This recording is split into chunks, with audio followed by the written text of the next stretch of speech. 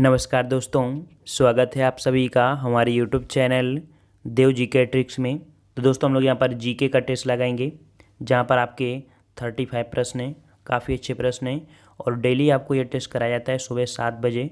तो आप लोग डेली टेस्ट लगा सकते हैं। हमने प्लेलिस्ट बना दिया है जहाँ पर आपको सभी वीडियो देखने को मिल जाएंगे। चलिए स्टार्ट करते हैं। आप लोग चैनल को सब्सक्राइब करिए और वीडियो को लाइक भी करिए। चलिए क्वेश्चन पूछा है कि नागरिक बनने के लिए आवश्यक है, नागरिक बनने के लिए आवश्यक है, क्या आवश्यक होता है। तो यहाँ पर देखिए सबसे पहला पॉइंट आपका होता है व्यक्ति राज्य का सदस्य बने, ठीक है। तो अच्छा ये भी पॉइंट हो गया। दूसरा पॉइंट है कि नागरिक राज्य के कानूनों का पालन स्वेच्छा से करे, ये भी पॉइंट आपका सही है। थर्ड है नागरिक देश के प्रति निष्ठापूर्वक भक्ति रखने के साथ साथ देश के लिए सदैव त्याग करने को तैयार रहे, ये भी सही है। अर्थात यहाँ पर आपका डी नंबर हो जाएगा। 1, 2, 3 तीनों ही सही हैं, डी नंबर आपका सही हो जाएगा। नेक्स्ट क्वेश्चन आपका दिया है कि भारतीय संविधान में समता का अधिकार 5 अनुच्छेदों द्वारा प्रदान किया गया है। यह है समता का अधिकार, अर्थात यहाँ पर समानता या कह सकते हैं समता का जो अधिकार है ये आपके किस आर्टिकल से लेके कहाँ तक है। यहाँ पर आपका सही जवाब हो जाएगा अनुच्छेद सी, आपका मतलब कि ऑप्शन सी अनुच्छेद 14 से 18 तक, ठीक है। ये आपके समता का अधिकार है। अगला क्वेश्चन है कि निम्नलिखित में से किस एक अधिकार को डॉक्टर बी.आर. अम्बेडकर द्वारा संविधान की आत्मा कहा गया है। तो यहाँ पर देख सकते हैं डॉक्टर बी.आर. अम्बेडकर के द्वारा बोला गया है, ठीक है। वैसे तो आपकी प्रस्तावना को बोला जाता है आत्मा, ठीक है, लेकिन यहाँ पर वी.आर. अम्बेडकर के अनुसार जो बोला गया है वो आपको बोला गया ऑप्शन डी संवैधानिक उपचारों का अधिकार, जो कि आर्टिकल आपका 32 है, ठीक है। ऑप्शन आपका डी हो जाएगा। नेक्स्ट क्वेश्चन है भारतीय संविधान मान्यता देता है, भारतीय संविधान मान्यता देता है, ये किसको मान्यता देता है। तो याद रखिएगा ऑप्शन राइट 38 का हो जाएगा सी धार्मिक और भाषाई अल्पसंख्यकों को, ऑप्शन राइट आपका यहाँ पर सी हो जाएगा। अगला क्वेश्चन है कि समानता के अधिकार के अंदर आते हैं, समानता के अधिकार के अंदर क्या क्या आता है। तो याद रखिएगा यहाँ पर पहला पॉइंट है शासन द्वारा धर्म या जाति के आधार पर भेदभाव न करना, ये पॉइंट सही है। दूसरा पॉइंट है कि कानून के द्वारा समान रक्षा, ये भी सही है। समान कार्य के लिए समान वेतन, ये बात आपका गलत है, ये आपके नीति निर्देशक तत्व में आता है, ठीक है। तो यह थर्ड आपका गलत हो जाएगा। फोर्थ है कि शासन के अंदर रोजगार के अवसरों के संबंध में समान अवसर, ठीक है। तो देख सकते हैं कि भेदभाव अर्थात ये समानता हो गया, ये भी समान हो गया और ये भी समान हो गया, ठीक है। लेकिन ये जो पॉइंट आपका समान आता है अर्थात समान कार्य के लिए समान वेतन, ये आपके आता है नीति निर्देशक तत्व के अंतर्गत। इस प्रकार से थर्ड नंबर आपका गलत हो जाएगा। तो 1 to 4 ऑप्शन आपका डी सही हो जाएगा, ठीक है। एक पॉइंट को समझते चलना है। चलिए अगला है कि मौलिक अधिकार मूल रूप से किनकी शक्तियों पर अंकुश लगाते हैं, किनकी शक्तियों पर अंकुश लगाते हैं। तो याद रखिएगा यहाँ पर दिया कार्यपालिका, तो सबसे पहला आपका यहाँ पर पॉइंट आपका ये होगा कार्यपालिका। देखो विधायिका और विशेष व्यक्ति पर आपके नहीं होंगे, सिर्फ कार्यपालिका। तो 40 का ऑप्शन राइट आपका जवाब हो जाएगा ए नंबर, ठीक है। ऑप्शन आपका ए हो जाएगा केवल फर्स्ट। नेक्स्ट क्वेश्चन है कि नागरिकों द्वारा अपने मूल अधिकारों की रक्षा की जा सकती है, नागरिकों के द्वारा अपने मूल अधिकारों की रक्षा की जा सकती है, किस प्रकार से। तो याद रखिएगा यहाँ पर ऑप्शन ए सुप्रीम कोर्ट में जाकर जो उपयुक्त रिट जारी करती है, ठीक है। ऑप्शन आपका यहाँ पर सही हो जाएगा, ए नंबर आपका सही हो जाएगा, ठीक है। नेक्स्ट क्वेश्चन है कि सरकार में भागीदारी का अधिकार तथा उच्च पदों को प्राप्त करने में समान अवसर की अर्हता नागरिकों को प्राप्त होती है।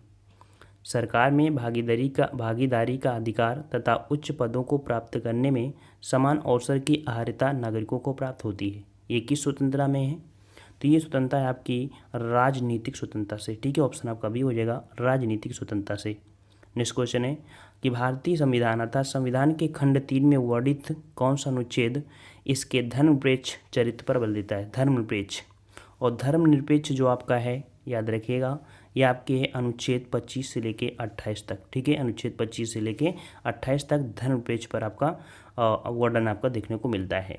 नेक्स्ट क्वेश्चन है कि निम्न देशों में से किसने सर्वप्रथम महिलाओं को मताधिकार प्रदान किया। बहुत ही प्यारा क्वेश्चन है। और सर्वप्रथम महिलाएं हैं जिन्होंने मत देने का अधिकार प्राप्त हुआ था, ये आपकी है न्यूजीलैंड, ठीक है। 44 का ऑप्शन आपका ये हो जाएगा न्यूजीलैंड। नेक्स्ट क्वेश्चन है कि राज्य के नीति निर्देशक सिद्धांतों को भारतीय संविधान में शामिल किए जाने का उद्देश्य क्या है। नीति निर्देशक को जो मिलाया गया है आपके भारतीय संविधान में, इनका उद्देश्य क्या है। उद्देश्य क्या है तो याद रखिए सामाजिक आर्थिक प्रजातंत्र को स्थापित करना, आपका डी नंबर से हो जाएगा सामाजिक और आर्थिक प्रजातंत्र को स्थापित करना, ये है नीति निर्देशक का आपका उद्देश्य। नेक्स्ट क्वेश्चन राज्य के नीति निर्देशक सिद्धांतों के निम्नलिखित अनुच्छेदों में से कौन सा अंतर्राष्ट्रीय शांति और सुरक्षा के संबंध से है। देखो, अंतर्राष्ट्रीय शांति और सुरक्षा संबंध जो आपका आर्टिकल है, ये आर्टिकल कौन सा है? तो आर्टिकल हो जाएगा आपका 51। ऑप्शन राइट आपका ए हो जाएगा 51। नेक्स्ट क्वेश्चन है कि कौन से सिद्धांत समाजवादी नीति निर्देशक सिद्धांत कहलाते हैं? समाजवादी नीति निर्देशक सिद्धांत कौन कौन कहलाते हैं? तो यहाँ पर आपका है धन की एकत्रिता पर रोक। ठीक है, धन की एकत्रिता पर रोक, ये समाजवादी नीति निर्देशक सिद्धांत। और यहाँ पर अगला है काम का अधिकार। ठीक है, तो ये हो गया न्यायपालिका का विधायिका से पृथक्करण, ये नहीं होगा। देखो यहाँ पर जो आपका है फर्स्ट और सेकंड, ये आपके पॉइंट इसमें से आ जाएंगे। ठीक है, तो 47 का ऑप्शन आपका ये हो जाएगा 1 और 2 हो जाएगा। नेक्स्ट क्वेश्चन दिया है कि किसने संविधान सभा में कहा था कि राज्य के नीति निर्देशक तत्वों का उद्देश्य एक आर्थिक प्रजातंत्र की स्थापना करना है? एक आर्थिक प्रजातंत्र की स्थापना करना, ये किसने कहा था? तो याद रखिए, ये कहा था आपके डॉक्टर B.R. अम्बेडकर। सी नंबर हो जाएगा doctor B.R. Ambedkar. Next question कि पर्यावरण की रक्षा को संविधान के किस संशोधन के द्वारा जोड़ा गया है? पर्यावरण की रक्षा, और पर्यावरण की रक्षा को संविधान के किस संशोधन द्वारा? ये संशोधन आपका जो हुआ है आपका 42वें संविधान संशोधन 1976। ऑप्शन आपका बी सही हो जाएगा। नेक्स्ट क्वेश्चन है मौलिक कर्तव्यों को प्राप्त नहीं है। मौलिक कर्तव्यों को प्राप्त नहीं है, क्या नहीं प्राप्त है? तो कानूनी स्वीकृति। ठीक है, कानूनी स्वीकृति ये मौलिक कर्तव्यों को प्राप्त नहीं है, अर्थात किसी भी प्रकार का उल्लंघन होता है मौलिक कर्तव्यों को, ये आपका कानूनी स्वीकृति नहीं प्राप्त है। नेक्स्ट क्वेश्चन है अनुच्छेद 51 संबंधित है किससे? तो अभी हमने बताया था अनुच्छेद जो 51 है वो आपके, देखो पहला पॉइंट है अंतर्राष्ट्रीय शांति सुरक्षा। ठीक है, अंतर्राष्ट्रीय विवादों, राष्ट्रों के बीच न्यायसंगत, अर्थात यहाँ पर डी नंबर आपका हो जाएगा सभी पॉइंट। ठीक है, अगला है भारतीय संविधान में मौलिक कर्तव्यों को किस समिति की सिफारिश के आधार पर समाहित किया गया था? मौलिक कर्तव्यों को, तो मौलिक कर्तव्यों को जो आपका शामिल किया गया है भारतीय संविधान में, ये किसकी सिफारिश पर या सहमति पर? तो यहाँ पर आपका जवाब हो जाएगा ए नंबर सरदार स्वर्ण सिंह समिति। ठीक है, सरदार स्वर्ण सिंह समिति, ऑप्शन आपका ए हो जाएगा। नेक्स्ट क्वेश्चन कि संविधान में उल्लिखित मौलिक कर्तव्य किसके लिए हैं? संविधान में उल्लिखित मौलिक कर्तव्य किसके लिए हैं? किसके लिए हैं? तो याद रखिए ये मौलिक कर्तव्य आपके सभी नागरिकों के लिए। ठीक है, बी नंबर हो जाएगा सभी नागरिकों के लिए। नेक्स्ट क्वेश्चन है मौलिक कर्तव्यों की अवहेलना करने वालों को, मौलिक कर्तव्यों की अवहेलना करने वालों को क्या होगा? क्या होगा भाई? तो याद रखिए यहाँ पर मौलिक कर्तव्यों की अवहेलना करने वालों को 54 का जवाब यहाँ पर आपका हो जाएगा मौलिक कर्तव्य जो आपके दिए हैं। तो अधिनियम बनाकर दंड देने की व्यवस्था, दंड देने की व्यवस्था, दंड देने की व्यवस्था नहीं है, बी नंबर आपका हो जाएगा। नेक्स्ट क्वेश्चन है कि निम्नलिखित में से कौन एक मौलिक कर्तव्य नहीं है? मौलिक कर्तव्य नहीं है 55 नंबर।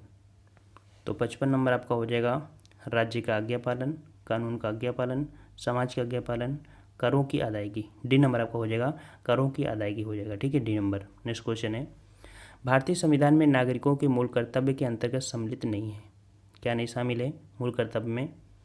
तो यहाँ पर मूल कर्तव्य में देखते हैं आपका नहीं शामिल है कौन सा? तो पहला है सार्वजनिक संपत्ति की रक्षा करना, ये गलत। हिंसा का परित्याग करना, गलत। धर्मनिरपेक्षता को बढ़ावा देना। तो यहाँ पर मूल कर्तव्य के अंतर्गत आपका जो सम्मिलित नहीं है, यहाँ पर सार्वजनिक संपत्ति की रक्षा करना ये भी सही है, हिंसा का परित्याग करना ये सही है, लेकिन सी नंबर धर्मनिरपेक्षता को बढ़ावा देना ये आपका इसमें शामिल नहीं है। ठीक है, तो आपका जवाब आपका सी नंबर इसमें सही होगा भाई। ठीक है, देख लेना। नेक्स्ट क्वेश्चन है भारत के उपराष्ट्रपति को पदच्युत करने का संकल्प निम्नलिखित में से कहाँ प्रस्तावित किया जा सकता है? तो यहाँ पर देख सकते हैं भारत के उपराष्ट्रपति। तो उपराष्ट्रपति को अगर हटाना है, कह सकते हैं उनको पद से हटना है, तो इसके लिए जो प्रस्तावित होगा ये कहाँ पर प्रस्तावित होगा? याद रखिएगा ये आपकी केवल राज्यसभा में। ठीक है, उपराष्ट्रपति को कहाँ पर?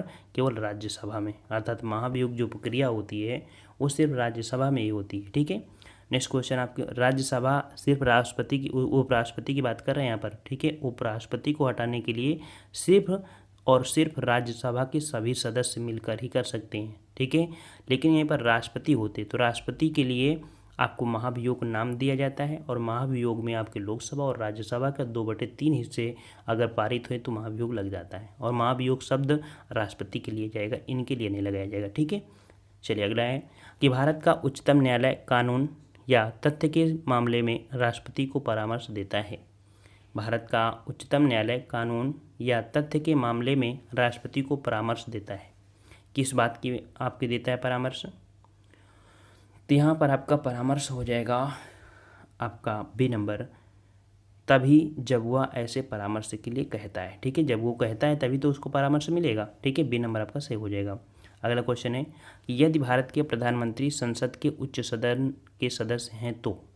यदि भारत के प्रधानमंत्री संसद के उच्च सदन मतलब हो गया राज्यसभा, अगर राज्यसभा के सदस्य हैं तो भाई क्या होगा? तो ऐसी स्थिति में वे अविश्वास प्रस्ताव की स्थिति में अपने पक्ष में वोट नहीं दे सकेंगे। ठीक है, इस प्रकार से ऑप्शन आपका ए सही हो जाएगा। ठीक है, वे अविश्वास प्रस्ताव की स्थिति में अपने पक्ष में वोट नहीं दे सकते हैं। ठीक है, क्यों? क्योंकि अविश्वास प्रस्ताव होता है तो उसमें से विपक्ष की पार्टी, ठीक है, विपक्ष की पार्टी होती है और विपक्ष की पार्टी तो आपकी राज्यसभा ही हो गई, इस कारण से यहाँ पर नहीं दे सकते हैं। ठीक है, और लीडर विपक्ष का नेता ही होता है। नेक्स्ट क्वेश्चन है कि निम्नलिखित में से कौन सा भारत के राष्ट्रपति के निर्वाचन गण का तो भाग है परंतु उसके महाभियोग अधिकरण का भाग नहीं है? देख लीजिए 60 नंबर। तो यहाँ पर देखिए, मतलब कि निर्वाचन आयोग में तो भाग लेते हैं लेकिन महाभियोग में नहीं होते हैं। तो लोग निर्वाचन में कौन भाग लेता है? लोकसभा, राज्यसभा और राज्य की विधानसभा, है ना। तो ये तो निर्वाचन हो गया, लेकिन महाभियोग में कौन भाग लेता है? सिर्फ राज्यसभा और लोकसभा। इसमें राज्यों की विधानसभाएं भाग नहीं लेती हैं, इस प्रकार से ऑप्शन डी हो जाएगा यहाँ पर। ठीक है, ये भाग नहीं लेती हैं, डी नंबर। नेक्स्ट क्वेश्चन है कि निम्नलिखित में से कौन सी एक सबसे बड़ी संसदीय समिति है? संसदीय समिति, और संसदीय समिति कौन से है? 61 का जवाब आपको कमेंट बॉक्स में कमेंट करके देना है। नेक्स्ट पार्ट में इसका जवाब आपको देखने को मिलेगा। और आपसे रिक्वेस्ट है कि डेली का डेली आप लोग वीडियो देखिए, तभी आपको हर एक पॉइंट मतलब क्लियर होता चलेगा। ठीक है।